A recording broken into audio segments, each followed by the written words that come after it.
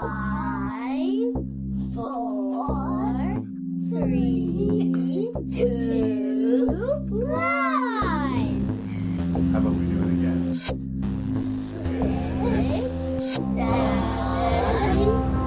4, 3, 2, 1. I think I fought it. Okay, let's try one more I time. definitely didn't. Ready? I can't move you. Making reveal. Making reveal. Say 6, 6, 5. 5, 4, 3, 2, 1.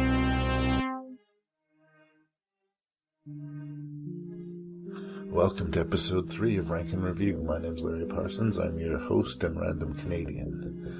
Rank and Review is a show where I force my friends to rank 6 movies from their least favorite to their favorite. And this week, we're looking at Bugs. Yes, my good friend Karen Gesy, who has a lot to say on Bugs, because she's very well educated on the topic, will rank and review 6 creepy crawly movies. Well, okay, let's be fair, 5 creepy crawly movies and 1 movie, so I guess on the topic of the danger of crazy people dating. There's some mild spoilers and some coarse language here and there, but we're all adults here. Please enjoy episode 3 of Rank and Review.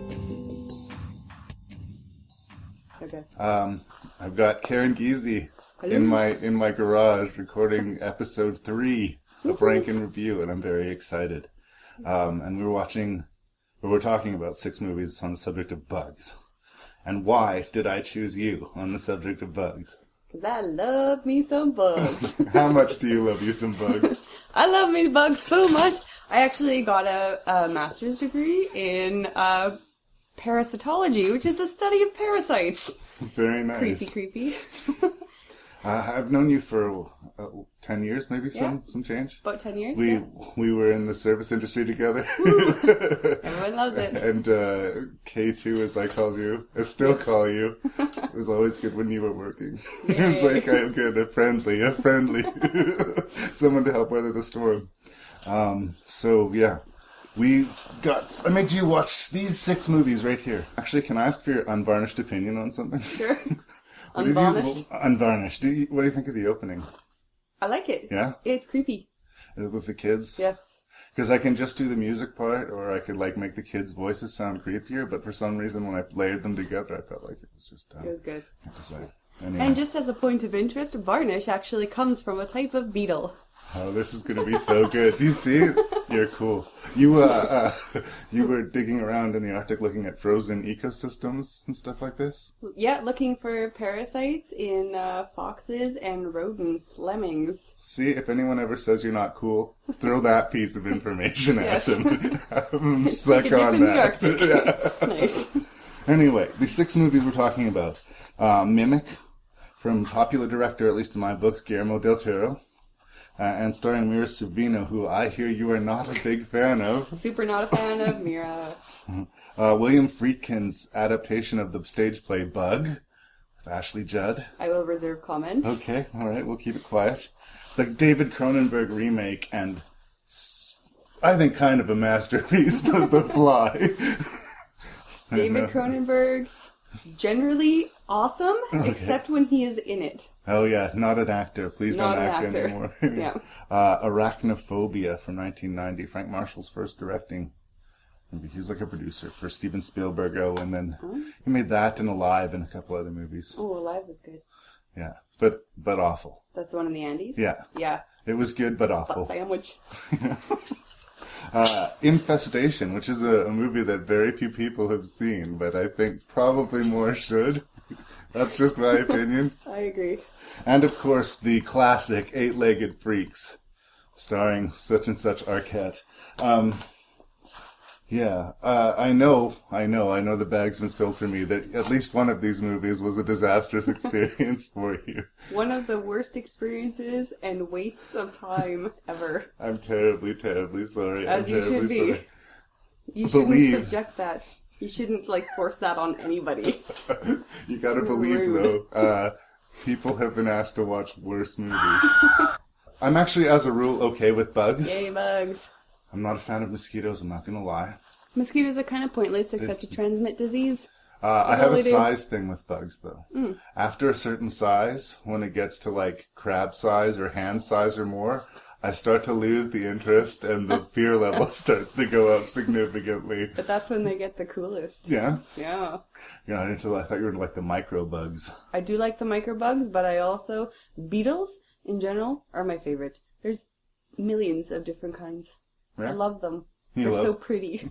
They're so pretty. And weevils, they've got this like long nose with little antenna coming off the ends of their noses. They're so cute. Oh my god.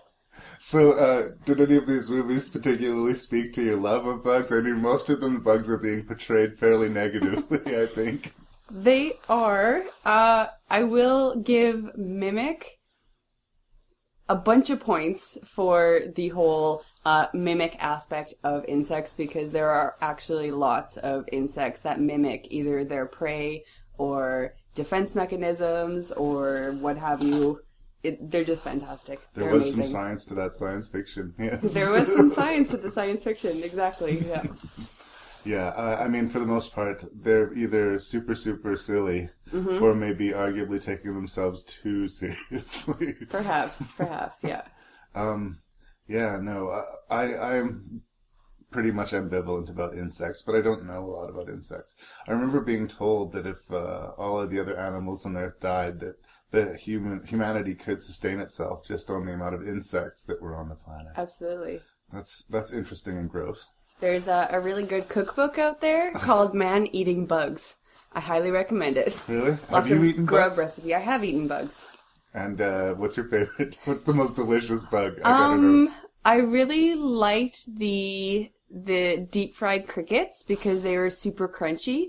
And if you season them right, they taste like chips and they're like little popcorns in your mouth. But the only thing I didn't like is the legs tend to get caught in your teeth. Oh, see, which is that's kind of nasty. icky afterwards.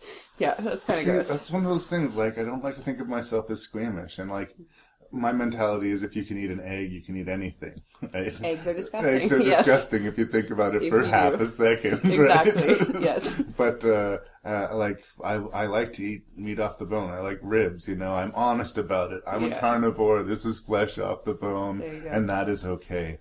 But the idea of eating a bug is really repellent to me. What if you put them in a pancake or something? I would want it to be not bug-looking at all. Like the idea of the deep-fried cricket was just putting in, like, crunching down on that, I would probably just instantly yark. I would just instantly, no thanks.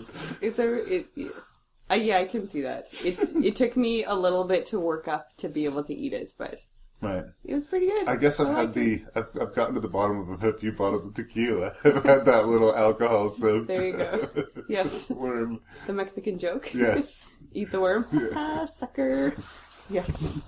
Nice. No regrets ever doing No, that. no, for sure. That's funny. But you love bugs. I think that's I kind do of love cool. There's not a lot of people that love bugs. And really not a lot of females who love bugs. Yeah. Yeah, but if you really think about them, though, they're amazing little creatures. Yeah. They're absolutely amazing. They've got these wicked cool life cycles, and yeah, I don't know. I just pretty much love everything about bugs. I remember being sort of tortured when I was a kid. We'd get those big noisy black flies in our house sometimes. Yes. And I'd be in my room trying to sleep, and it would be like battering around the room, and I would get really frustrated because I could never quite catch them. Yeah, those are gross. Yeah. Those are on the gross end of the bug scale. They're just... See, most people just think gross when they think bugs, but... It's true. It's true. But, yeah, diseases from flies and... Bah. How are you with horror movies generally? Good. I tend towards the psychological over the... Slashing. Yeah. Yeah. Blood and guts, meh. Right. Unless it's an animal attacking a human, that's okay. Human on human, not so good. Not good with human on human. animal, not good at all. And human on bug, well, we'll talk about it. We'll talk about that, yes. Yes. It's mainly bug on human. It is for the mainly most bug part. on human, yeah. Do you think if they could, that the bugs would take over the world? What makes you think that they haven't already? Okay, oh, sorry. It's their world. It was their world first. It'll be their world after. Exactly. Another nerdy moment. Like, beetles themselves, they represent 3/4 of the world's biomass. Just beetles, not counting any other insects. They're everywhere. We would be absolutely screwed without insects. Really? Yep. Parasites? I kind of think are the top of the food chain. Don't mess with a parasite. Don't right? mess with the parasite, yeah. That can mess you up. One of the things, you asked me actually why I was doing this podcast, and then part of the show is a continuing quest to answer that, I think. Nice. But, yeah, I don't think that the horror genre gets very much respect from a lot of people, and certainly at all from critics. Not at all. No, I agree. They're very much dismissed, and I'm not typically about hating, even though there's going to be some bad things said, I think, in the following hours. So I'm not a hater. This is more about love than it is about hate, but I don't know. I think that's why I've been focusing on the horror genre, because it's the underdog genre. Nobody gets it. Like me. Nobody gets me. You know? I agree with the underappreciation, and I think more people like it than admit it. Oh yeah, it's a dirty secret, like It porn is a or dirty something. secret. Yeah? Absolutely, Yeah. absolutely. No, I would never look at a porn site. Never. Never, never, never. No. Me neither. Horror movies? Never. Never horror movies. No. They're disgusting. I know, but everybody loves to be scared. Yeah. It's an adrenaline rush. Who doesn't love that? And almost everybody has that story, whether they like it or not, of when they were a kid and they watched that movie before they should have, and it really fucked them up, Absolutely, right? absolutely. I lived for that story. Anyway, should we talk about some of these movies? For then? sure. Okay. I think you're making a mistake. I think you really want to talk to me. Sorry, I have 3 other interviews to do before this party's over. Yeah, but they're not working on something that'll change the world as we know it. They say they are. Yeah, but they're lying. There is a limit, even to the imagination. Human teleportation, molecular decimation, breakdown, and reformation is inherently purging. Where our greatest creations meet our deepest fears. Something went wrong, Seth. When you went through, something went wrong. You are about to go beyond that limit. Okay, The Fly, directed by Mr. David Cronenberg. Cronenberg. And this is in the mid-'80s, 1986. Gina Davis and Jeff Goldblum, who were a hot Hollywood couple at the time, came up to Canada to do a remake of this Vincent Price movie. And the end product exceeded everybody's expectations, both critically and financially. As an expert in bugs, and as a fellow sort of, would you call yourself a scientist or a student, or what would you? Scientist, I guess. Scientist? All right. Graduated, working in the science field. I would like your professional opinion of David Cronenberg's Fly, please, if you would. Where to start? First of all, my previous comment about how dirty flies are and what diseases they spread and all that kind of stuff stands true with this film. You see what one single fly can do? Mess up a guy completely. Yep. Badness. Yeah. Yes. I was all bitching about a fly buzzing around my room at night. This is a whole other thing. Yes. Yeah. I'll pump the plot just a little bit here. I'm Do pretty it. sure most people who are into horror movies probably have seen this movie, but If not, you should. Yes, you should. Yes. A brave and eccentric scientist invents a teleportation device and tries it out on himself after unsuccessfully trying it out on a monkey or two, and has really good results. Until, during one of his experiments, he crosses through with a fly. A fly enters the pod with him, and the computer melds the two together, and over a period of time, our protagonist goes through some really horrendous changes. I think that's one of the things that always stands out with me about The Fly, is like, this is before there was anything about computer-generated effects. This was all sticky, prosthetic, real-deal makeup effects. Yes. And like I told you when I gave you the movie, make sure you're eating while you watch this one. Like, I was actually eating, and I did put it down. Did you? I did. There's just so many yuck moments in it. You don't really even know are. where to begin, really. Yeah. Like, Yeah. One thing that I really loved about this movie, especially if you take into account what's going on with our food products and everything today with genetic splicing, genetic manipulation, and all the GMO garbage, like, maybe it's a little bit of a warning from the past. Yes. Yes. Well, Cronenberg's sort of obsessed with body horrors. That he is. Things that happening to your body, and yeah, this definitely applies. The science fiction angle on here is still fairly strong. I do think at its heart it's kind of a creature feature as much as anything else, but I don't think that to be a bad thing necessarily either. Yeah, but the difference between most creature features and this is that you have this psychological backing for that. It's not just, here's your creature, deal with it. It's subtlety, it's subtle changes, which I found fascinating. I loved that about this film. Like I said before, I like intellectual thinker pieces and, I don't know, things that aren't overt. Right. I like subtlety. Like people getting their hands and feet melted off Oh, by I know. giant flies. That was awesome, though. But that was awesome. Yeah, I'll admit that. That was great. Well, I am an unabashed Jeff Goldblum fan. He's my boy. I like him. He does his Jeff Goldblum twitchy weird thing, but it Yes. does it for me. It works almost every time for me. It does, and too. Usually he's resigned to the snarky supporting role, and I like seeing him in carry a movie, and I like that we really felt for him. I mean, he became a monster, but he wasn't a bad dude, you know? No. Yeah. He was kind of weird, spent too much time with the computers, finally met a girl that he really liked, Yes. and was trying so hard to impress her that he, like so many dorks before him, made a fool of himself and turned into a mutated fly, you know. These things will happen. Little faux pas. It happens. Yeah. But yeah, the main love story between him and Gina Davis, like, you feel bad for them, I think, overall. I mean, you're cheering for them to be together. It's, you totally get why she doesn't think this is going to work out. But, I don't know, I felt for Seth Brundlefly. Brundlefly. There's only so much you can look past, though. I mean, there comes a point where you have to say, like, this maybe isn't the healthiest relationship ever, and ditch out. Yeah. Yeah. I guess. Once he loses his teeth and starts vomiting acid on his food so he can slurp it up. Yeah, not cool. Not cool. But cool at the same time. So Very even though you love fly-like. insects, you love insects, you weren't so big on the fly as the creature. You didn't identify with the fly in this movie.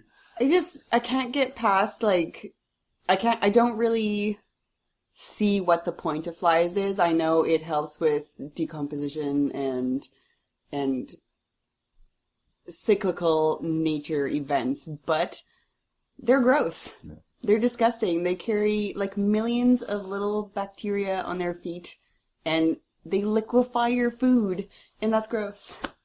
Yeah, not a fan of flies. No. Oh, and I guess the fly, if it wants something, it's just to incorporate them all together. I think the last-ditch plan of the creature is to get them all to go into the pod together and see what fun, happy... One family unit comes crawling out of the other side, which I thought was kind of nasty. There's actually a scene that they had to tone back or change significantly. It happened early in the movie where he was experimenting with the monkey, and the monkey does not successfully go through the teleporter, and it comes out sort of almost inside out, and he has to, like, bash it to pieces with a crutch.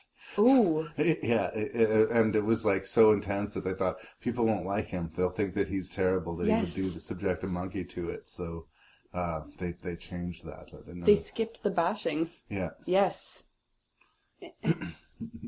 Yeah, I think maybe audiences at the time, like... But this is a movie that does not pull punches as far as the violence at all. This is like a full-on hard R horror movie. Don't bring the kids. Yes. And it actually is aged pretty well, I think. I mean, absolutely. It's 80s, but it's not like, it's not offensively, glossy disco, crazy, distracting 80s. I think for the most part, it still looks pretty good. I guess the computer screens are a little out of date here and there, but just a wee bit. Apple IIc. I think that was the first computer that I ever owned, Apple IIc. Yeah. Yeah, not a Very state-of-the-art. I guess for the time, sure. And yet, this movie would have us believe that it would help make a teleporter. Yes. There is a sequel to this movie. Have you seen? No. Would you like me to tell you a little bit about the sequel? Does it have Jeff Goldblum in it? Briefly. What? What? Yes, and the star is a young Eric Stoltz. Oh. Undecided. I don't know if I like him or I hate him. I could send you home with that movie tonight. I will take you were it. into The Fly enough to watch The Fly too. I will take it. Co-written And I will by watch Frank it. Darabont. And it's interesting. Indeed. But yes, it's sort of like a Son of Fly scenario. Nice. Very nice. So yeah, I'm a big Cronenberg fan, and I think that this was one of his last, like, really, truly honest horror movies. It was more psychological, pervert-y movies that he started to make after this. Yes. Have you seen Nightbreed? Nightbreed, that's Clive Barker. Is that Clive Barker? But David Cronenberg was in it. Yeah, he acted in it, and not very well. It was a Clive Barker book, but Yeah. David Cronenberg directed, was it not? I believe Clive Barker directed it. Really? And David Cronenberg just acted in it. He was the hooded killer. They were all horrible actors in But that. the monsters were so cool. It's one of my favorite movies ever. Really? Just for the makeup. Tangent. Tangent, that's Tangent. okay. Well, but Yeah. the makeup effects, as I said. Yeah, makeup. Yeah. The makeup in The Fly was fantastic. For the time, it was yeah. unbelievable. And the stages of makeup that Jeff Goldblum would have to work in. Absolutely. There's a famous scene involving they actually built a rotating set so that he could climb up the wall and be on the ceiling and talking to Gina Davis. Interesting.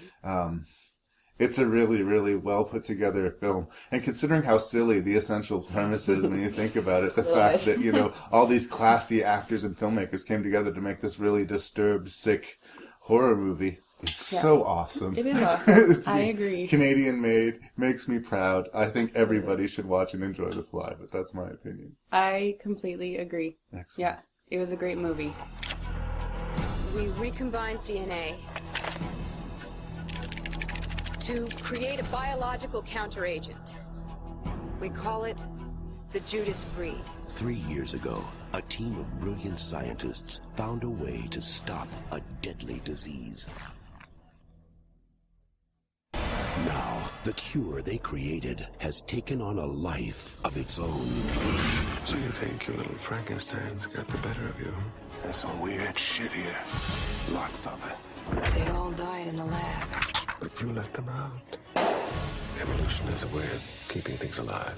Sometimes an insect will evolve to mimic its predator. A fly can look like a spider. A caterpillar can look like a snake.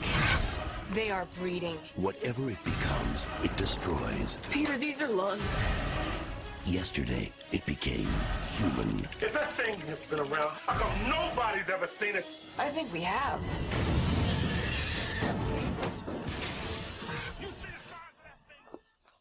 So speaking of genre directors that I really, really like, Guillermo del Toro. Yes. Have you seen the Hellboy movies? I have. I'm a big Hellboy fan. It's sort of like a fucked up Harry Potter world, but I like it a lot. The Devil's Backbone, Pan's Labyrinth, Kronos, Pan's Labyrinth. Mimic, which is what we're going to talk about, Yes. and unfortunately Blade 2. But, nobody's Blade perfect. 2? It was a for hire job, okay? Oh, it was for sad. hire job. Down a notch. I know, Oh my God. but you know what? He makes good-looking movies. He does. And I make bet you good-looking could watch movies. Blade 2 with the sound off and think, maybe a talented filmmaker made that movie. Really? Not too many actors or screenwriters. High but hopes. High hopes. my point is that I like Guillermo del Toro. And I think that this one would be an interesting one to talk to you about because the science angle in the film is actually pretty substantial. It is, yeah. Your girlfriend, Mira Sorvino. Yes, my honey fun. Why the hate? Is that a Romy and Michelle thing, or is there a specific... I think it's everything that she's ever been in. I think it's just her. Really, you just don't... I just don't care for her. Yeah. I'm pretty ambivalent about Mira Sorvino, to be honest. I mean, I wasn't bothered by her performance, but I was in no way impressed by it. It's really the production design and the creature effects. and Guillermo del Toro, to me, that sell this movie. Guillermo. Let's just keep saying Guillermo. Sounds good. I'll just interject that every once in a while. If you can't think of something to say, just Guillermo. That sounds good. Basically, the premise is we're in New York City. There's an outbreak of a polio-like epidemic infecting children, and it's being spread by some insect, a beetle or a cockroach or some kind of city vermin thing. And our scientist protagonist, the Mira Sorvino, invents a bug or creates a bug, genetically messes with bugs that'll kill all the carriers of this. And I guess they were supposed to die out. Their life cycle was supposed to be really short. But all problems solved. Kids are saved. Bugs are gone. Yep. Let's wash our hands. Movie over. But no. 3 years later, people are going missing and homeless people are disappearing. Strange sights and sounds in the subways. And she has a couple of kids that she gets to collect bugs for her. They start bringing increasingly bizarre specimens and increasingly large, ugly specimens to her. And she has to, she gets together a little band of adventurers and they go on a quest to find what's going on. And that's basically Mimic.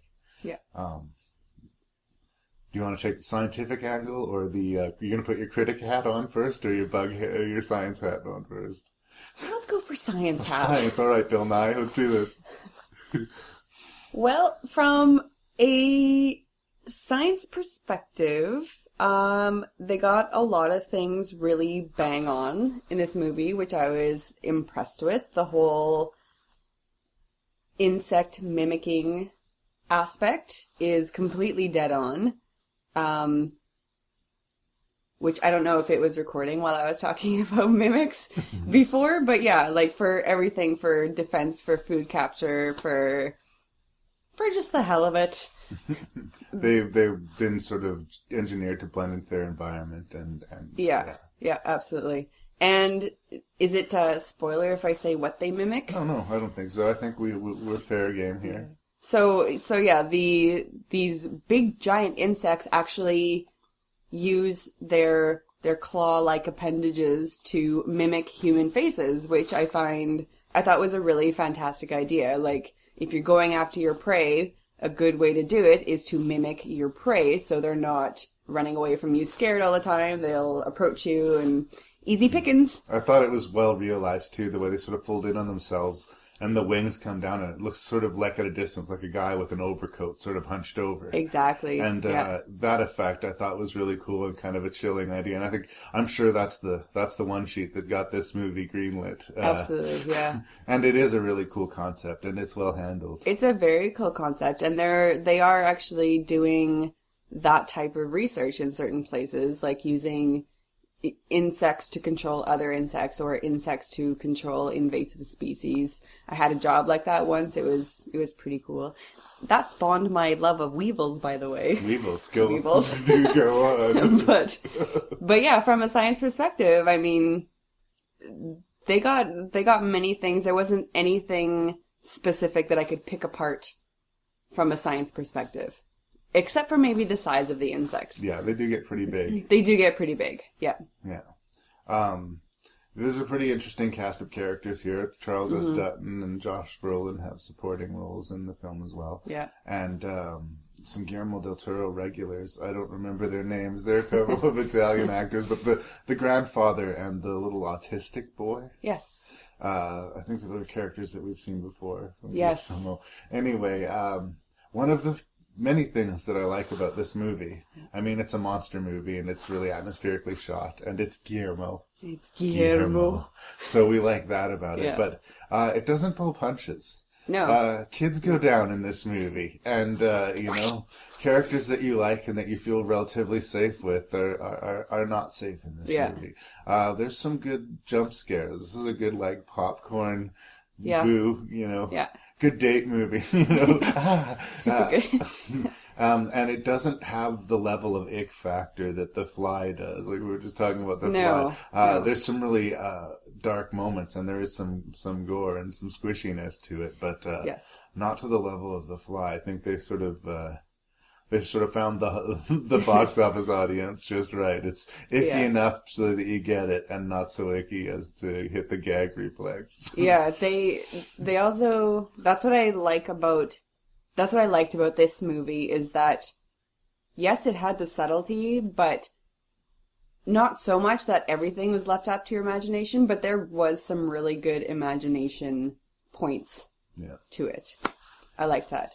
Another interesting, here I can go on my nerd tangent now too. Nerd. Guillermo for a while had taken his name off of it. Guillermo.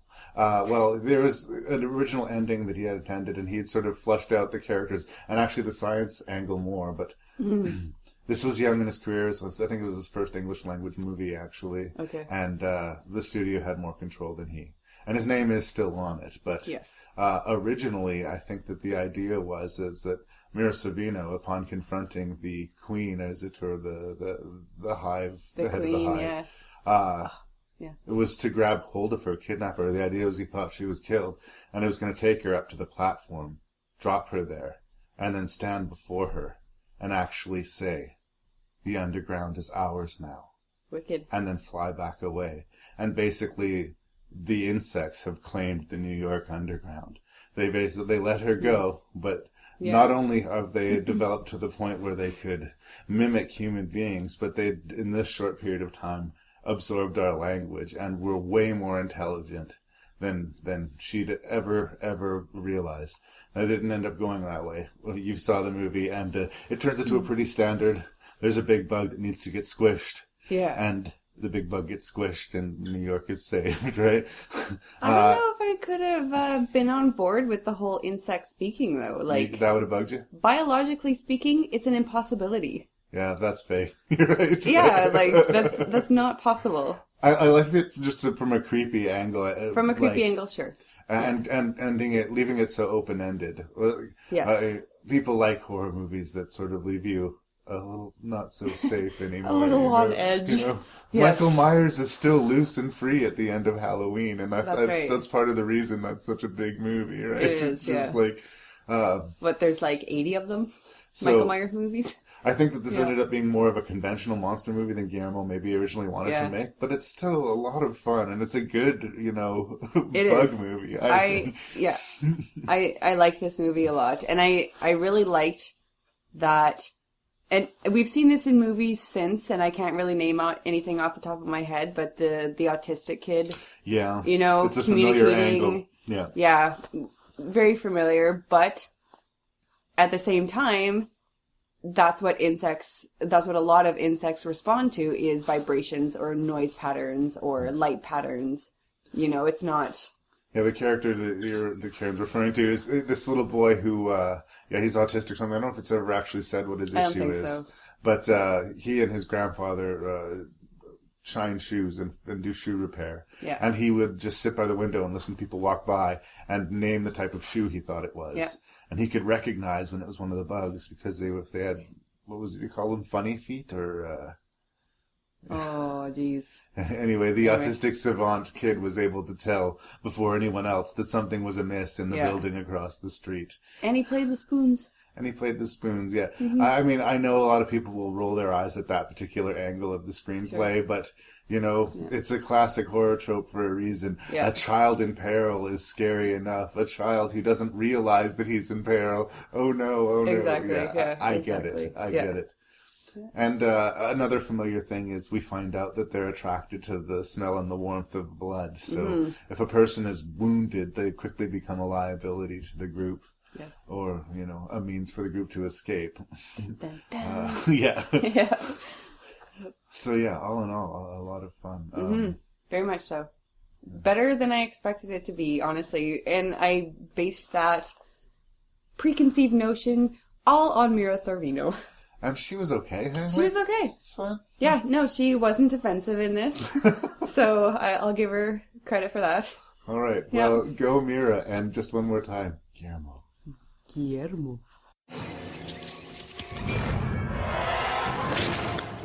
The one species that scares people the most is also the smallest.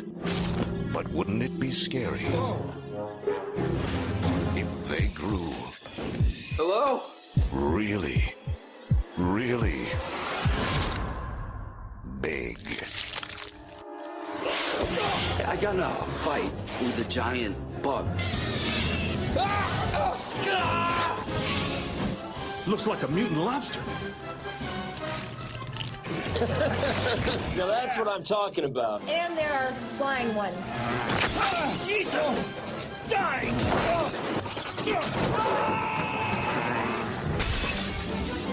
I'll tase his ass. Okay, Infestation. Actually, I saw this on the shelf in a gas station. Never heard of it before. It was like $5 or whatever. Nice. And something told me, you have $5. Check this movie out. It stars Chris Marquette. And apparently, if you're into like the teen movies of the day, he's something of a person. I believe he's from Canada. I know him from the immortal classic, Freddy vs. Jason.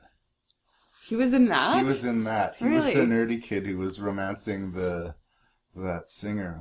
Oh man, we're not talking about Freddy vs. Jason. We're talking about Infestation. Yes. Kelly Rowland. What's her name? That actress who was in Freddy vs. Jason. He was wheeling her in the movie, and he had a very sad death scene. Anyway. That's too bad. Infestation concerns itself with sort of a dorky guy who has a job at a call center, who is not having a great day, is getting in trouble with his boss, sort of had a almost meet cute with a girl outside of his work, but it went badly.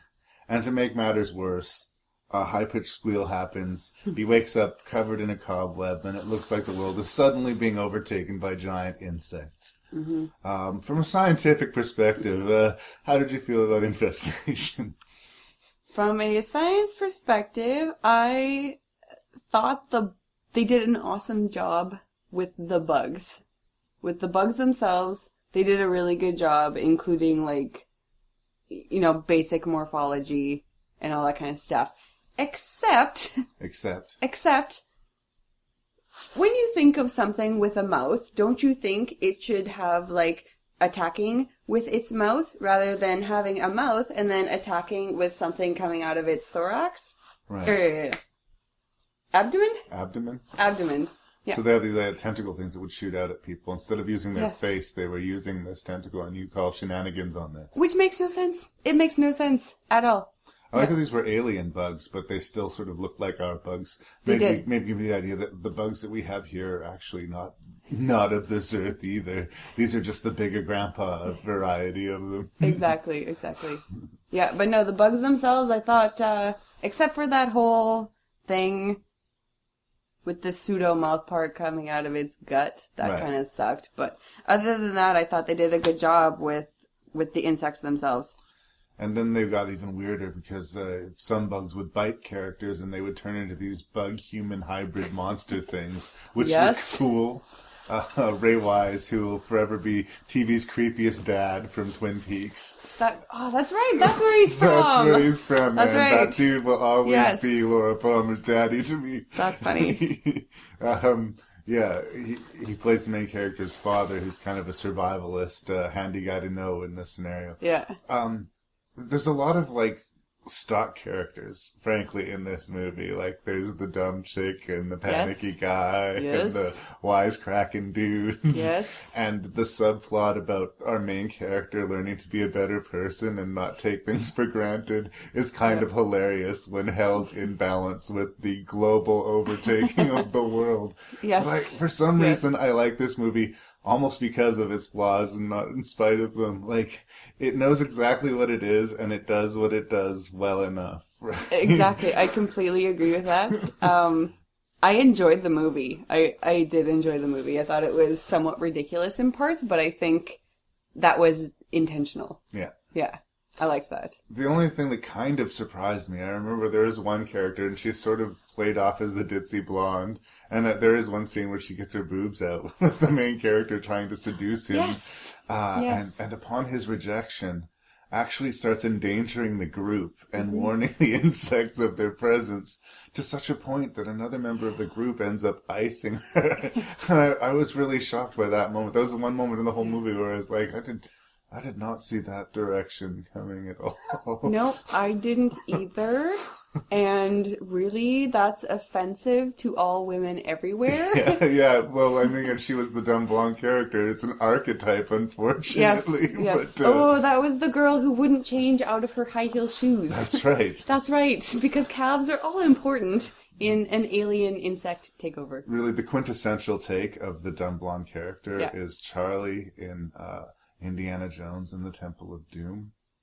Kate Capshaw is the female character in the Indiana Jones movie. Yes. And she's like pouring perfume on the elephant because it stinks. And everything is so gross. And she's always going, Indy, save me. And I found that really grating in that movie. And it's kind of grating in this movie too. But the way this movie just sort of embraces all of the staples of the genre and in a new enough way that, I mean, it's a big B movie and it sort of celebrates it. In a way, like we're going to talk about Eight-Legged Freaks, who was sort of constantly winking and saying, look how funny and goofy we are. This movie doesn't really do that. It just sort of is what it is. It doesn't Exactly. It doesn't try to be funny or ridiculous or good or bad. That's exactly it. It is what it is. Yeah, it is funny and ridiculous and good and bad. It is in given scenes. It is, yeah. But no, I like it, and I do think that Chris Marquette was a fine enough lead. He's kind of a schlubby-looking every man dude. He is certainly a far cry from Brad Pitt or anyone. Like, he's relatable,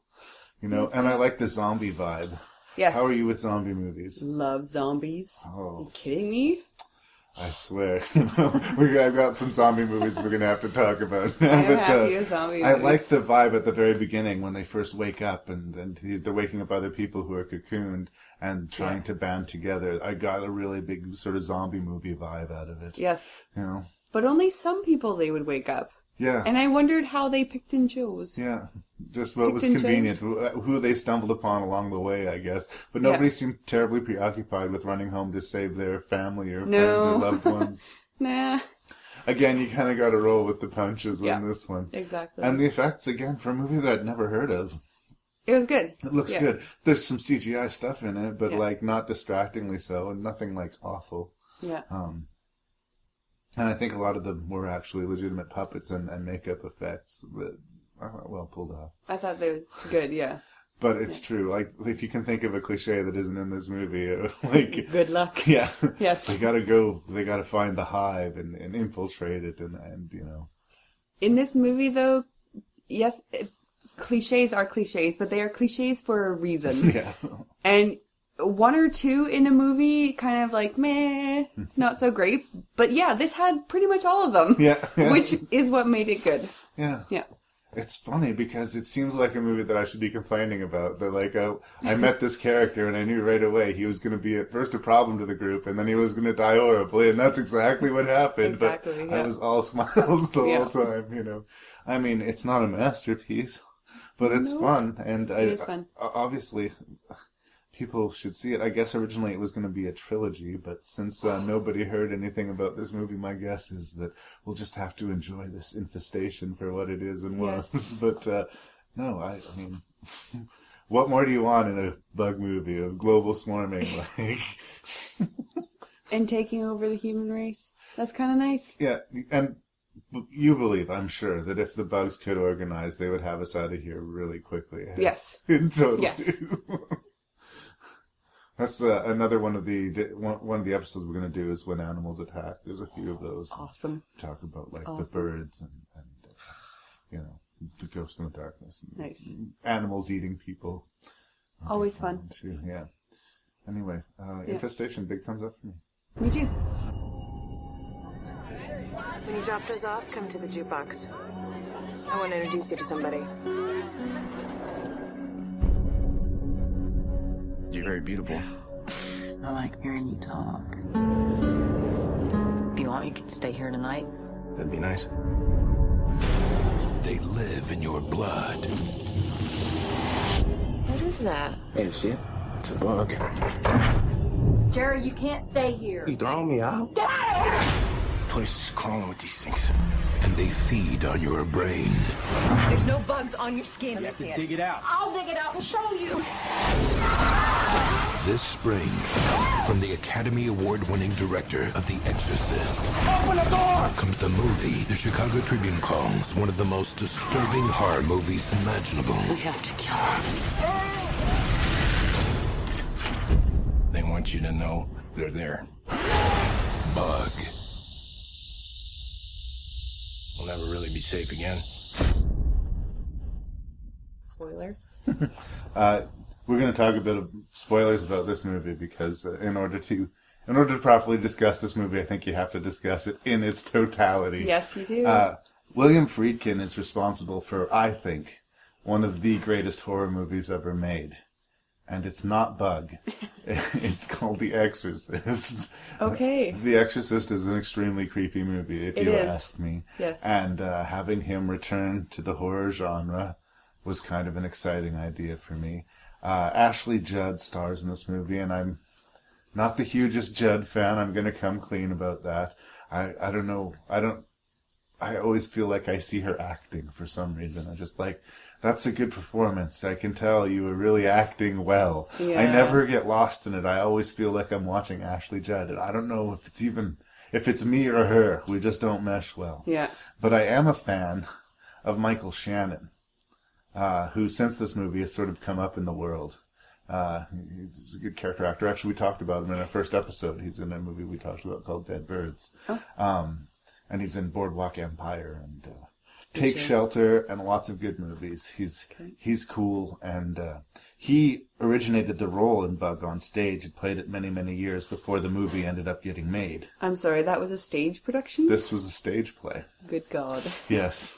It concerns double death. It concerns probably one of the more crushingly depressing protagonists that I can think of, even in the horror genre. And in a lot of horror genres, it's a staple for your protagonist to have a terrible tragedy at the beginning of the movie. They've lost a loved one or a child, or are starting their life anew after some form of tragedy. Mm-hmm. And in this case, we find our character is living in a really dingy hotel. And she's lost... Her husband was in jail. Yeah. She's divorced him, but he's out of jail, and she's paranoid that he's going to come look for her. Played by Harry Connick Jr. And what a dreamboat he is. What a dreamboat. Not very likable in this movie, but who is likable in this movie? Yes. Yeah, she also lost her child at some point. Yes. It gets sort of revealed more and more as the story goes on what the situation of that was. So she's a mess from point one in this movie. I do think the word is pathetic. Pathetic, yeah. Pathetic, yeah. And her lesbian friend. Yes. I always like when characters in movies are sort of defined by their sexuality, and I did find that character was the gay friend. Absolutely. Chucking the lesbian. You got a hit. Exactly. Yeah. She was fine. The performance was fine, but I mean, she was the gay friend. And she's, for some reason, sets her up with this character that Michael Shannon plays, who is a clearly damaged war veteran with serious issues. Who she met like 10 minutes previous to that. Yeah, exactly. Yeah.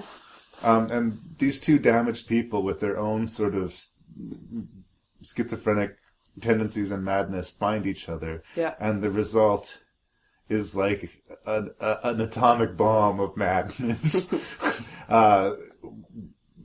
We sink into madness and paranoia and depravity, and it's largely set in that one hotel room. As I said, it was a stage play, and it's largely Michael Shannon and Ashley Judd yelling and crying for about 100 minutes. You betcha.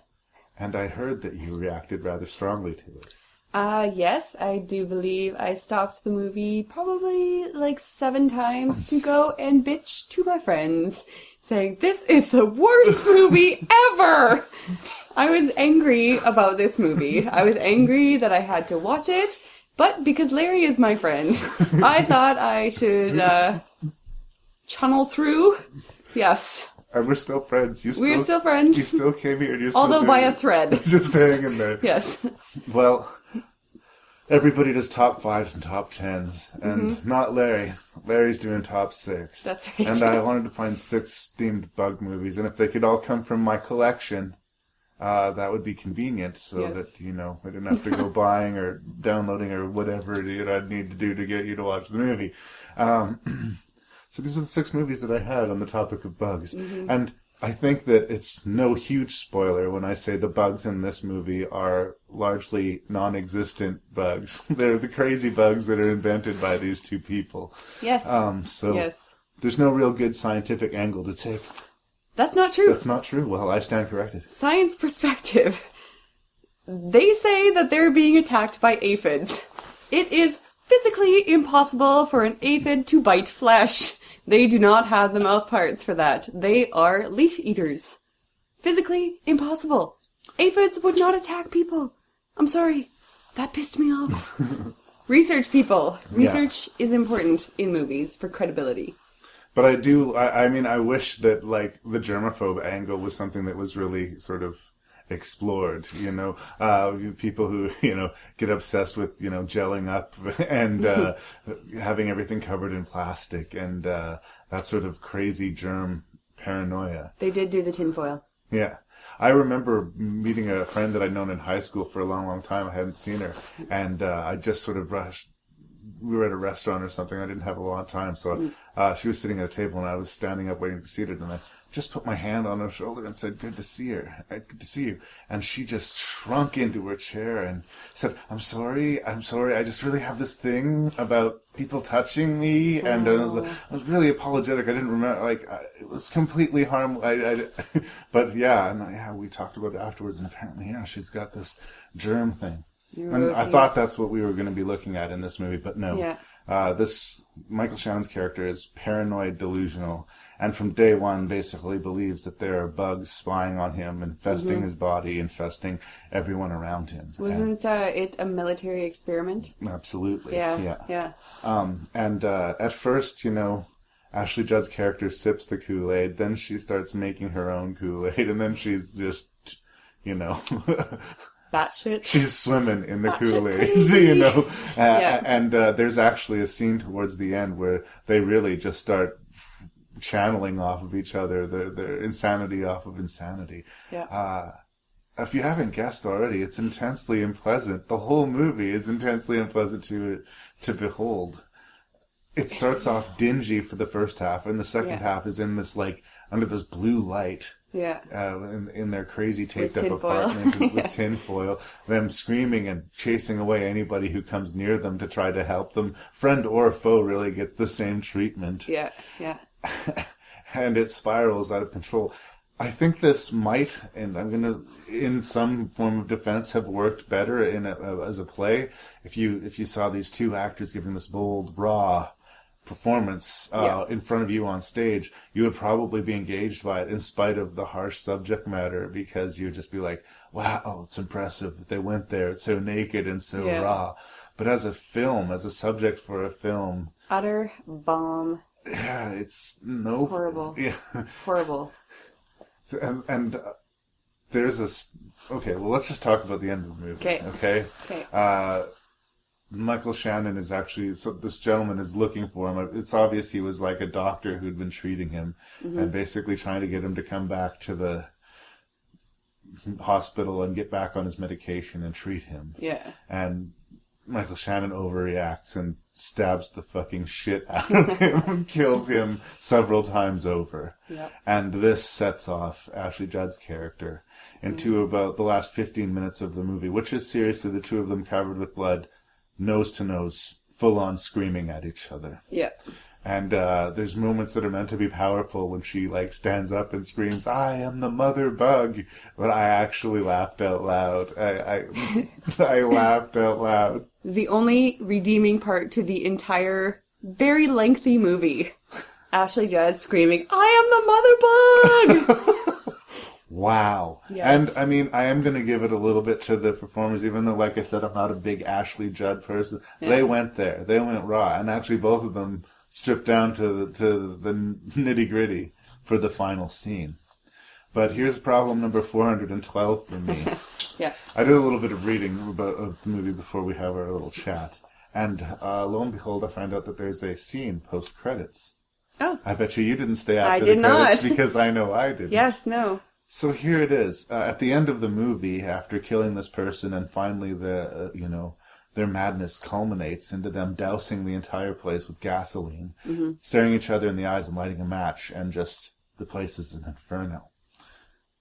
And credits roll and everyone's happy. Finish your popcorn and go home. But if you stay till after the credits, the camera pans through the apartment and it's empty and it's unburnt and there's just that one body there. Really? Bizarre. What that means, I doubt even William Friedkin could tell you. The apartment itself is haunted. Yeah, I don't know. I got nothing. Yeah. And I don't think that the playwright or that the director had anything on that. No. I'm glad that's not what they ended the movie with, that it was like that, frustratingly ambiguous. But I do think it's a sign that I get the feeling like the director saw this play on stage and was knocked over by it and tried like hell to make it into a movie. And it just did not work as a movie. It's exceedingly difficult to translate that. I have yet to see a play made into a movie that's been even close to as good. Yeah.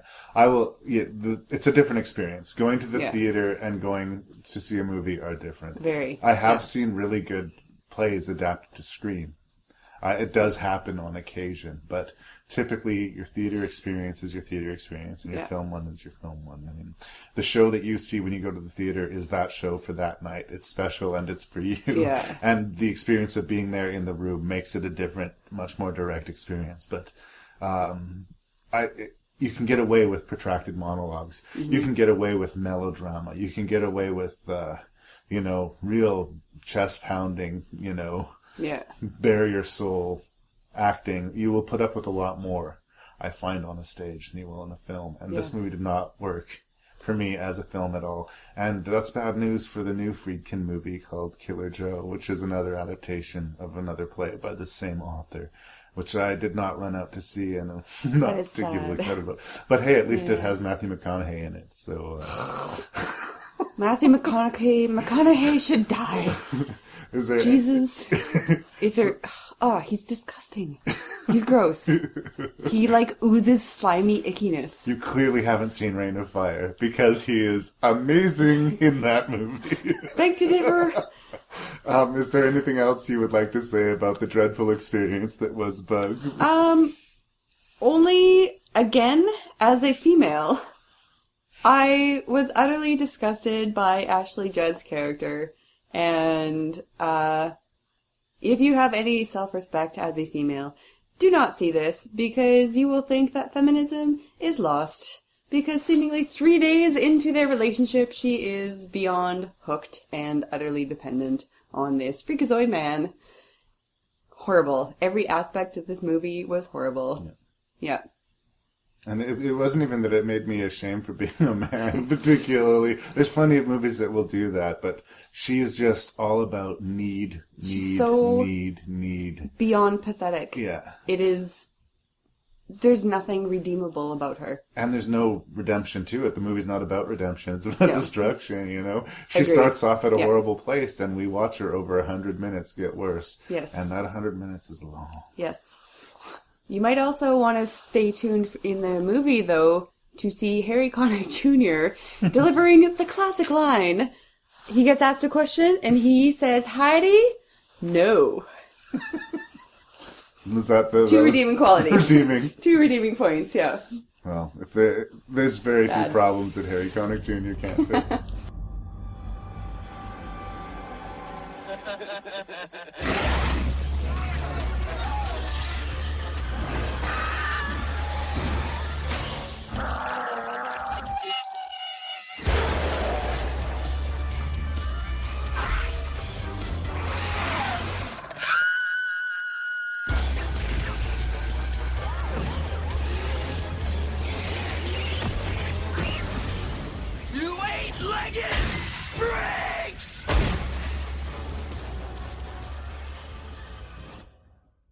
So let's talk about Eight-Legged Freaks. Yes. Directed by Ellery Elkayam. This is his first and only film, as far as I know. It's based off of a short film that he made, and it grew up into the big movie. Originally going to be called Arachnophobia, but at the last minute they went with Eight-Legged Freaks. They should have stuck with Arachnophobia. You like Arachnophobia? Better than Eight-Legged Freaks. Yeah. It stars sort of everyone's favorite weirdo, David Arquette. And it wears the fact that it's a cheesy B-movie on its sleeve. Yeah. It announces itself as a silly, cheesy B-movie. And yeah, like I was saying, I think this is sort of, in a way, its biggest problem. It's, at the time, the special effects in it, too, were considered quite strong. I don't know how well it's aged. I think actually the CGI makes it look cheesy. So over and above it being a cheesy B-movie, it already looks kind of like an aged throwback movie. Yes. And I guess it would sound like this is working for it because this is what they were going for. But the fact that the movie kept on seeming to be going, look how cheesy and B-movie we are, kept on taking me out of it. As silly as it was, they were breaking the illusion for me, you know? It's like you said before, there's a difference between being a B-movie and trying to be a B-movie. Yeah. Big difference. And sometimes you get away with it. Like, you can wink at the audience. Sure. Like, that's what the Scream movies are all about. But, I don't know, there's something about they embrace the flavor of small town being overtaken by supersized spiders. And they put some genre faces in there. Tom Noonan is the guy who owns all the spiders and gives us the basic outline of this spider jumps and this spider spits and these are the different adversaries that we're going to meet. Tom Noonan is in like House of the Devil and in Manhunter, and he's been in a lot of these movies. So kind of a cool face to see. And yeah, of course, in spite of the fact that he knows a lot about the spiders, he doesn't know how to keep them in their cages. He's the first person to die. And then that they get into the toxic waste and instantly become the size of automobiles. Yes. And descend upon the town. Yep. There is an amount of fun to be had with this, but I don't know. I think it's more a curio than anything else. You want to see what Scarlett Johansson looked like when she was 16 years old? Here you go. What did you think of the different spiders, though? This is what I thought. The spitting and the jumping, like, were that legit? Did they make that shit up? They were, again, they were really good with, one, they had a lot of the scientific names dead on, a lot of spider actions and how they hunt, how they feed. That was all on point. Right. Points for that. Bad point, you would never collect crickets from a pond because they would drown. Crickets and water do not mix. No. So that was bad. Feeding spiders radioactive shit would probably kill them. Right? Like most things. Yeah, like most things, Everything I felt radioactive shit to has died, unfortunately. Yeah, but no, even a lot of the close-ups with the big spiders, they had, their colorations correct and their movements correct. A lot of the things were scientifically valid. Right. Yeah. Just again, the size gets out of hand. The size gets out of hand, and spiders don't make noises like that. That bothered me a lot. Yeah. That they had like, oh, ew, yeah, please, really? Are you kidding me? Spiders don't do that. One of my things are shark movies. Yeah. I mean, there's so few good ones, but I will watch anything that has a shark in it, apparently. And it'll take me right the F out of the movie whenever the shark attacks and I hear like, ah! Yes. This like mawing sound. I'm like, it's a fish, it makes the, yeah. Yeah. I mean, this movie, it's cool that they stuck to the science because it certainly doesn't ask you to take it seriously at all. No, no. David Arquette is sort of a weird choice as the heroic, hunky lead. Beyond weird choice. That was, a fairly bad choice. I don't hate him. It seemed like... I think he was something of an... or they were trying to make him something of a box office draw. This was around the time of the first Scream. Yes. He showed up to much better effect, I thought, in a movie Ravenous around the same time. I saw Ravenous. Ravenous was better. Good times. Ravenous was much better. Yeah. See, and that's an example of a movie that's out there and cheesy, but Yeah. it's its own kind of cheesy. Yeah. This one's sort of like want to be a throwback. They almost should have made it in black and white or something. It also sort of has a PG level kind of violence. There's a fairly large body count, but it usually involves people falling over, a spider appearing above them, and some sound effects. You know. Yeah. All of the characters, I'm just trying to even bring some of them to mind, you know. Very few people make any kind of impression in the movie. It's set piece, set up, credits roll. And I remember seeing it. It was at a drive-in.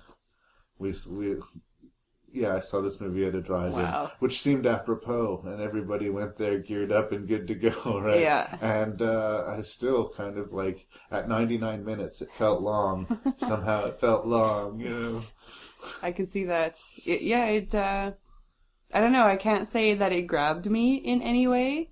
I love the fact that, and same within Mimic, I love the fact that there were kids involved with the coolness of insects. Yeah. Yeah, I thought that was really great. And I loved the creepy old spider guy. But yeah, somebody who has hundreds of spiders, many, many poisonous ones that could kill you pretty much instantly. Take a little bit better care. Especially if you're going to have kids wandering around in there. Exactly, yeah. But yeah. Yeah, David Arquette, meh. Lukewarm. Yeah. I think what we're saying is that it was all right. Yeah. But there's very little to be said about it. I don't know. There is, yeah. There's a big debate online, actually, about arachnophobia versus eight-legged freaks. Really? Yeah, lots of, just random sites, if you look it up. I know my buddy Devin's a big fan. I think it probably, if it hits you on the right day, you know. Yeah. I mean, it is what it is. It is, yeah. Yeah. If you want to watch a movie about a small town getting overtaken by bugs, this is definitely one of those movies. Yeah. I think that, you know, personally, I would put my money to Arachnophobia more than I would to this one. Agreed. Yeah. The Jennings family has just moved to the small town of Canaima. Oh, Ross, smell that air. Oh, God. In search of a simpler life. Want to blow up a bullfrog? Okay. It's the perfect place. Goodbye crime, goodbye grime. Except for one pesky little problem. Come with me and look at the web. The web? I have a Terrible fear of spiders. Come on, we live in the country now. It's time to work through this irrational, paralyzing terror. It's not irrational. Hollywood Pictures and Amblin Entertainment present Jeff Daniels. Honey, we're in the living room. We need you to kill a spider. And John Goodman. Over McClintock, Infestation Management. That guy's just a spider.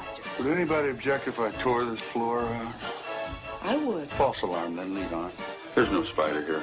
Every so often in a little town somewhere, there is a health scare. There's a rumor going around that some kind of spider might have killed Sam Metcalf. Doubtful. Spiders make convenient culprits. There's no spider here. I think one of your Venezuelan spiders hitched a ride here. There may be some spiders around here that are very dangerous. God, chill out. Just run. They spread out from a central nest in a web-like pattern and dominate the entire area. When that happens, this town is dead. Better uncork my private stock.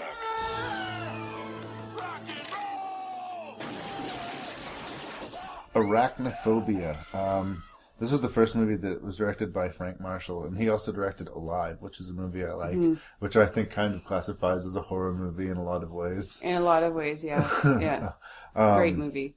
This is much lighter in tone, but the tone is kind of the big question mark of this movie. It's sort of presenting itself as sort of a Spielbergian fun family romp.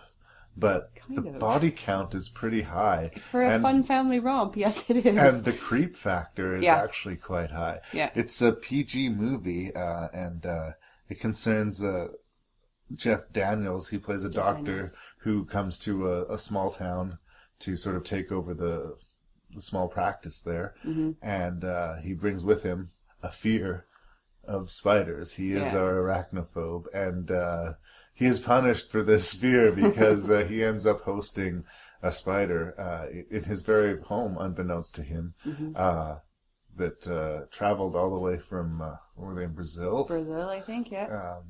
And it made some babies with a local spider that had a short lifespan, but were very, very, very, very poisonous. Yes. And they arrive about the same time he does. He gets a reputation for being a Dr. Death because everybody he talks to and everybody who lives close to him ends up dying under mysterious circumstances. Again, does this sound like a fun family movie? But it is. I mean, yeah. I don't think I would watch this with my boys just yet. But there's nothing so violent in it as to make it, an R-rated movie. But the creep factor, I think actually of all of these movies, I think Fly has a bigger ick factor. Yeah. But as far as like getting your feet up off the floor and that sort of insect scurry crawly thing, that's where Arachnophobia really wins. They did have some good camera shot. Apparently the spiders they got were from New Zealand. Yes. They're like almost like a crab-looking spider. Hey. Yes, and I did read that there were no spiders harmed in the making of this movie. Oh. Everybody was extremely careful with them. It really looked like John Goodman squished at least one of them. It did, yeah. That was a mustard pack, I believe. Yeah. Yes. Yeah, very nice. Be nice to the bugs. And apparently, although they look like little fast, mean biters, they don't tend to bite. They look mean, but they were apparently fairly benign spiders too. Yeah. And they would just like blow air at them to get them to run. And yeah. That's all it took. And yeah, they apparently used vibrating wires to keep them quarantined in a specific location, which I thought was also a very cool thing to do. Yeah. So there's lots of scenes where you see spiders, but people don't. There's a spider on the bookcase, and they reach for a book. There's a spider in the bowl of popcorn, and they reach into the popcorn. There's a spider in the shoe, and it works every time. They are intelligent creatures. But then there's weird discordant things. I love me John Goodman as a rule. I mean, he was Walter Sobchak in The Big Lebowski. I mean, I love the man, and will always love the man for that. He's weird in this movie because he seems to come from a completely different universe than everybody else. Yeah. I mean, it's hokey small-town vibes, and of course people don't want to believe or are unwilling to believe anything bad's going on for too long, as always happens in these types of movies. But John Goodman really does seem to step in from a different movie entirely. He really does. I don't know if that's a good or bad thing. He definitely makes his presence felt. Yeah. Given that it was a PG rating, I thought his character was quite suiting, but I would have liked to have seen less comic from John Goodman in this. Like, the world sort of felt Spielbergian, like I said, whereas this felt more fantasy. This was like the world of like a kid's movie, like Mouse Hunt or something. Exactly. Christopher Walken as the exterminator. Nice. He would fit into that world more so into this one. But I don't begrudge his presence here necessarily. It's hard to really say anything bad about John Goodman because he's so darn lovable. But just Teddy. Maybe from a different movie. Maybe. And Jeff Daniels very rarely gets to be the star of a movie. He's sort of like a consummate good supporting player. Yeah. And I thought he did well. I did too. He has a speech about being a toddler and remembering a spider crawling up his leg when he was a baby and being paralyzed by it. And sells the whole premise of the movie. Yeah. I don't know, I feel like I'm taking over this review. What did you think? Good. No, I really enjoyed the movie. From a science perspective, I have good stuff and bad stuff. Okay. The good stuff, there are actually spiders out there that can kill a human pretty instantly with one bite. Yeah. They're called bird hunters. They're the size of your palm, and they do actually seemingly fly through the forest. They can jump an extremely long way, and they're just brilliant little creatures. Love them. I would hate to actually see one and be attacked by one, but they do exist, and that does happen. Are they like one bite, one kill type of creatures too? Because I've heard that even really venomous snakes or snakes that have a reputation of being killers typically tend to kill the very old and the very young. If you're a healthy person and you get hit by a certain snake, if they know what the snake was and they can get you some antivenom, you got a good chance of surviving. Yeah, with some spiders it's like that, but there are some, like 3 seconds flat, you're dead. You're just done. Yeah, you're absolutely just immediately dead. It's kind of cool. I kind of like that. From the bad part, science perspective, it's a virtual impossibility for two separate species to mate. Oh, really? That's why they are separate species. You can have varieties of a species that can mate together successfully, but two separate species will never ever be able to mate successfully and have offspring and viable offspring. Right. Impossible. I don't know if it's an issue. Again, I'm not a professional, but Julian Sands is in this movie. He's Yes. sort of the blonde Eurotrash dude, right? Absolutely Eurotrash in every movie he's ever been in. Yeah. I kind of... It's a small nitpicky thing, and it's a spoiler. There are a lot of people that get bitten by spiders in this movie, and he's one of them. But he is supposedly an expert on spiders, and I really thought like his death in the barn, where he was like, seemed like he was just walking to his death. Yes. He did everything wrong. He went in by himself, and he Yep. was narrating how, this is the perfect environment, and he could strike me at any moment. Wouldn't it be terrible if I was to be killed now? It's like, it was really, you knew what was coming. It took a while to get there, and I thought like this. That was the one character that came from the opening in Brazil or whatever. Yeah. Came to help, fight the fight. Yeah. If you compare it to the Jaws archetype, he was sort of the Hooper, the Richard Dreyfuss character in Jaws. He was the professional. Yeah. And he went out like an amateur. I guess that kind of beefed me a little. Yeah, but he also was quite arrogant Yeah. in the movie, so just desserts. Yeah. Well, there's no tears. Yeah. And I don't know if it's good or bad, too, again, because it was a PG affair. A lot of people, like I said, die. We see a lot of bodies and a lot of people with spiders crawling on their faces with their eyes wide open. But the deaths didn't really feel felt. They didn't have a lot of weight to them. No. It was still, you didn't want them to die or anything like that. You weren't cheering for the spiders, but there was something, they got tiny little bites, so it wasn't a particularly violent death. It was just... Heart attack. Yeah. Yeah. Yeah, I think it really worked. And I think, well, your roommate, Claire, when she heard that you were watching the movie, she was like, no dice. Yeah, no. There are people who, if there's specific phobia of all the movies, because the spiders are the most real in this one, right? They're not gigantic. Yeah. They're small. You could walk past them a dozen times and not notice them.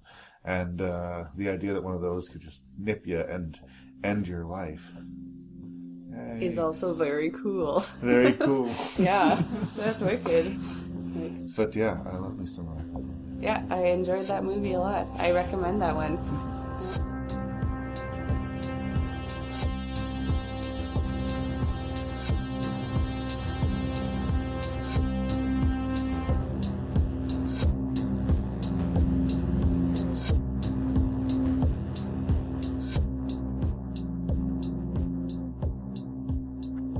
So that was 6 movies. We've reviewed all 6 movies, so that means it's time on our 3rd episode for Karen Gesy to rank and review our bug movies. Yes. Thank you so much for doing this again. I think it was awesome. Awesome. Please tell me, what was your least favorite of these 6 movies and why?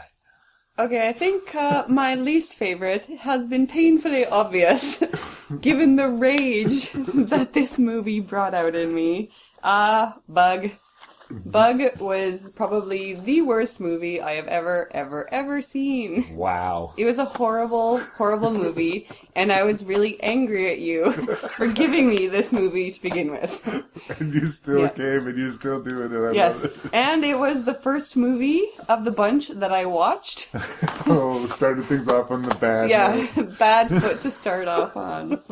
Okay, so we do not recommend Bug. No. I would not inflict this on anybody. This is punishment right here. Yes. Yeah, I owe you one. I get it. All right, now number 5 then. Number 5, I will have to go with 8-Legged Freaks. Okay. partly because of David Arquette. He cannot play the smoldering hero. No. I'm sorry, that was not a does not work as a romantic thing. lead or as an action hero. Yeah.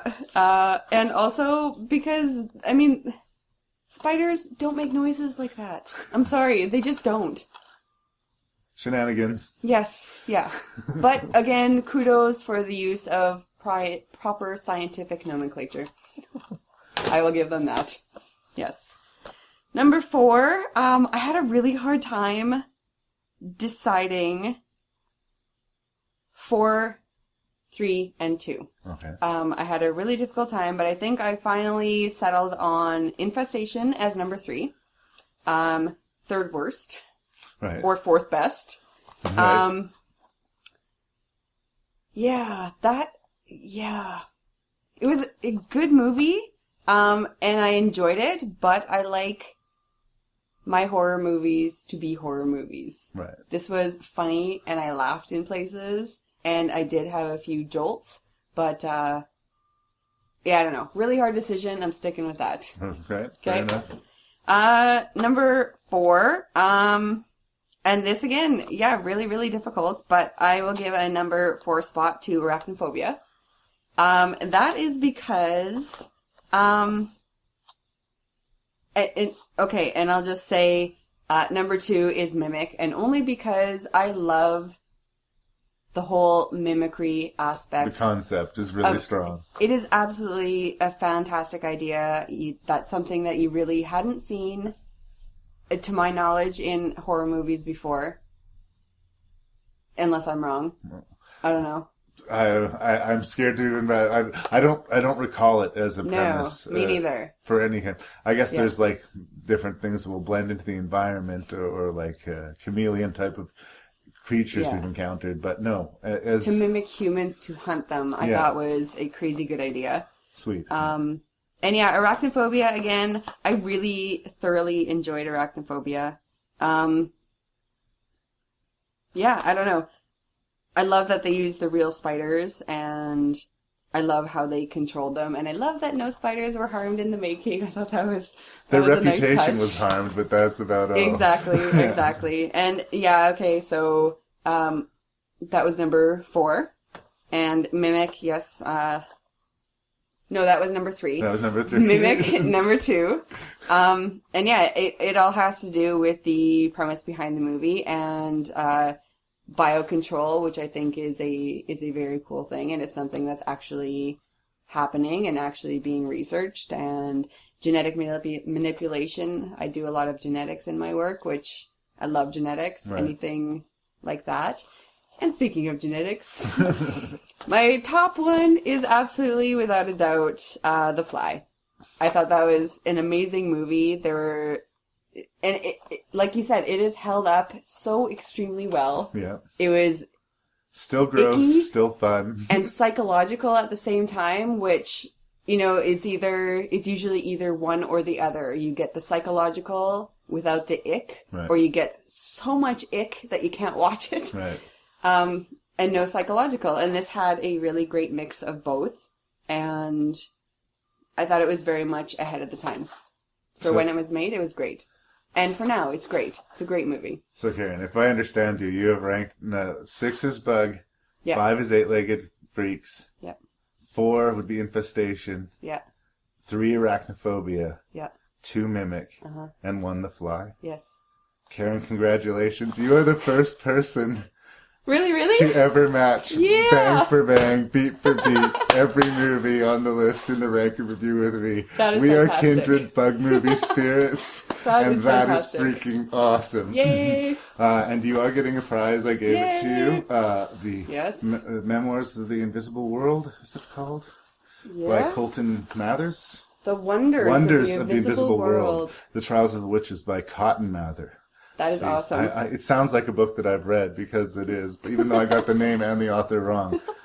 So you can read that. It's done in its old-timey English sounding, but you will know how to try a witch and have her hung or burned. And successfully hunt. Yeah. That's fantastic. It's Lifelong a dream. little interesting piece of history. Yes. I hope you enjoyed, and congratulations. Thank This you. is a truly historic moment. I'm a Episode happy girl. 3, 6 for 6. I am speechless.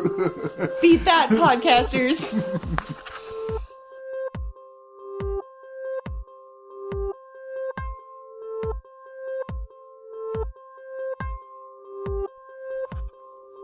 There we go. Okay, so it's time for the third ever Jerry Awards. Jerry, the Jerrys. All right.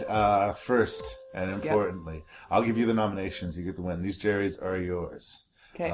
We both contributed to the nominations, but you make the call. Okay. The best performance of all 6 of these movies, was it the dreamy and quirky Jeff Goldblum in The Fly?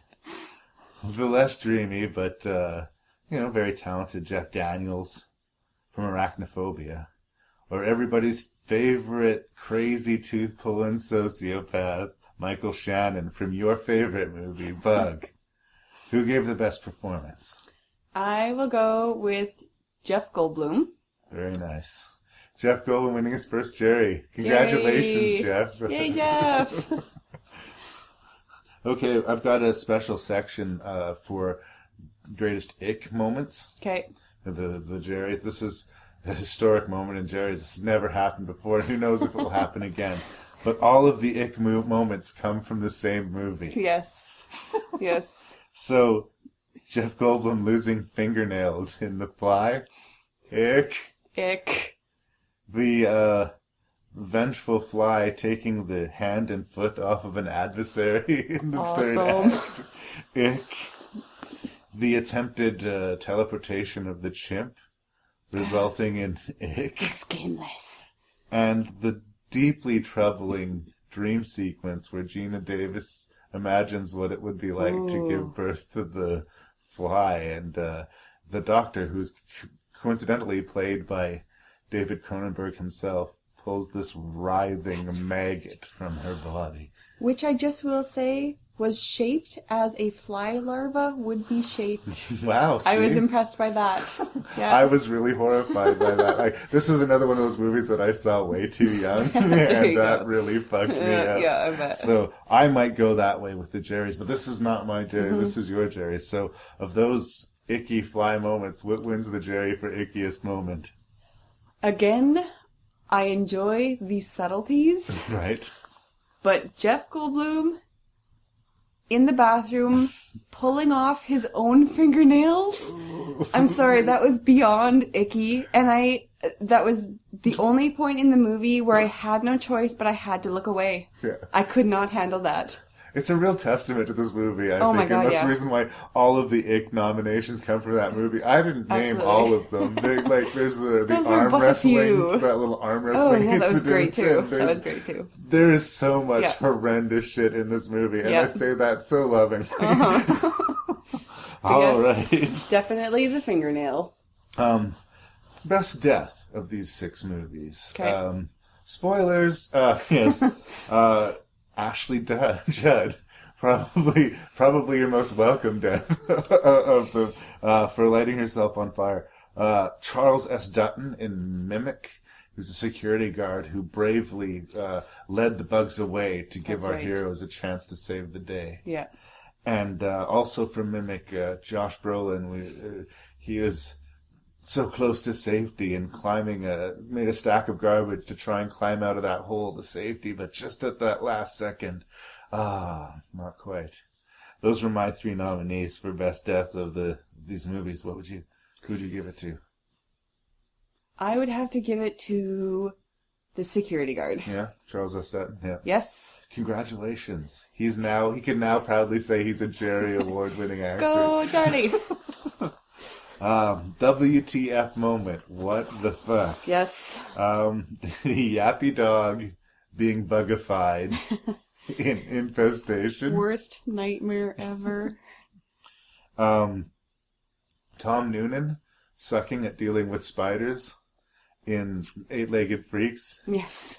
He introduces us to all the spiders. He knows everything about them except for how to keep them where they need to be. Also from Eight-Legged Freaks, David Arquette's aunt being somehow bizarrely saved by the fact that she was a cigarette smoker. And I included the scene in Mimic where our characters cover themselves in bug guts in order to disguise themselves and try and avoid being found by the other bugs. All right. But that was pretty icky. That was icky, but Well, this is what I the will fuck. give it This to is them. what That was a smart move. Yeah. Just like in The Walking Dead. Yeah. Cover yourself Walking with Dead, their they stench. put some zombie guts on Smart. it. Yeah. Yeah. Only because I kind of hate little dogs. Like the little yappy things, you kind of just... I wouldn't really do it, but you kind of just want to kick them. Right. So, that turning into a giant, really tall thing that you can't quite reach to, like, smack or whatever. Right. I'll give it that. The dog. WTF moment. Yes. All right, we've got one more. Okay.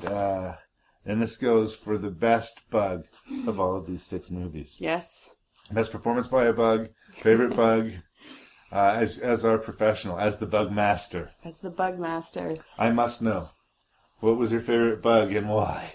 My favorite bug, absolutely, hands down, the Mimic bug. Yay. Good move. Really good strategy to kill humans. Yeah. Look like them, disguise themselves as a trench coat. Yeah. That is awesome. That is, that's part of the reason why I love bugs. Yeah, they did make some direct-to-video sequels to Mimic. I have not seen them. Really? But by all accounts, they're kind of derivative creature features. Well, maybe they are. Maybe if you're curious, I'll try and get my hands to them because, with your expertise, maybe we can see. I do like the idea, like you say, of them being right there in front of everyone and people walking by them and not seeing them. Exactly. And they could have done more with that. Most of Mimic takes place underground. Yeah. And it would be cool to see a movie like this where they're out in the streets. Exactly. Well, it was up in the street for a little bit. Yes. And lurking in the shadows and looking like a human with a trench coat. That's wicked.